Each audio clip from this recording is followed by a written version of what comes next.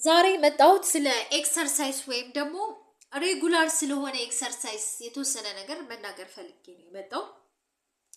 ሬጉላር ኤክሰርሳይዝ ወይም ደግሞ ፕሮግራሙን የጠበቀ የስፖርት ምን ጥቅም አለው የሚለው ነው።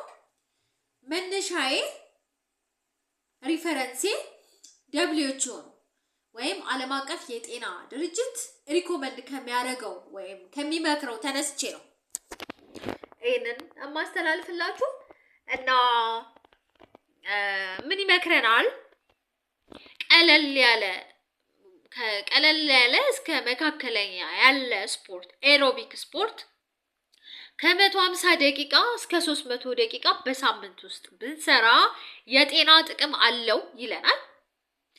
ከፍ ያለ ቪግረስ የሆነ ኤክሰርሳይዝ ወይም ከበድ ያለ ስፖርት የምንሰራ ከሆነ ደግሞ ከ75 እስከ 150 ደቂቃ በሳምንት ውስጥ ብንሰራ የጤና መልካም ጥቅም አለው ይለናል። ያው WHO ይሄንን አርጉ ብሎ ሲነግረን ይሄ ሚኒመም ነው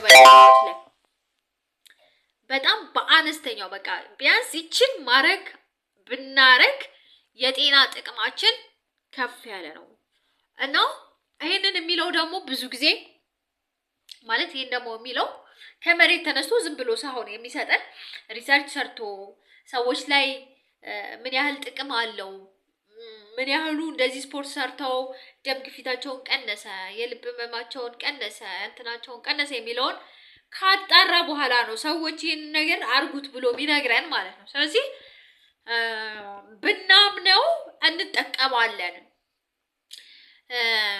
ምን ላይ ጥቅም አለው ካልን እሱ እንደሚለን ነርቨስ ሲስተም ላይ ወይም ደግሞ ሴንትራል ነርቨስ ሲስተም ላይ ጥቅም አለው የጤና አስተዋጽኦ መልካም አስተዋጽኦ አለው ይለናል። ልብና ደም ስሮቿ ላይ መልካም የሆነ የጤና አስተዋጽኦ አለው ይለናል። ሳምባ ላይ መልካም የሆነ የጤና አስተዋጽኦ አለው ይለናል።